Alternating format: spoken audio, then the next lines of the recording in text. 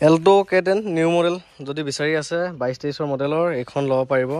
এইখন 23ৰে হয়, মানে 22 ডিচেম্বৰ 20 তাৰিখ মানৰ, মানে 10 দিন মান কম 23ৰে 2023ৰে ধৰক 2023ৰে হয়। এল্টো K10 ফাৰ্ষ্ট অনাৰ 40,044 মান চলিছে মাত্ৰ। একদম খুব ধুনীয়া হৈ আছে এইখন গাড়ী। এখন আৰু লৈ আৰু চলাই থাকক আৰু বিন্দাছ ধুনীয়া। এইখন চব ফালৰ পৰা দেখাই দি আছোঁ। ভালকৈ খুঁটি নাটি মাৰি মই ভিডিঅ' এটা বনাম বাৰু, এতিয়া অকণমান সময় অভাৱ।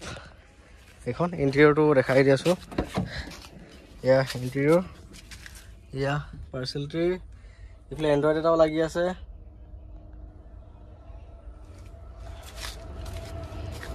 গতিকে এইখনো ল'ম বুলি ভাবিলে আপোনালোকে ল'ব পাৰিব। 370 দি দিম, 3,70,000 টকাত এইখন লৈ ল'ব পাৰিব। 370 এল্টো K10 এইখন।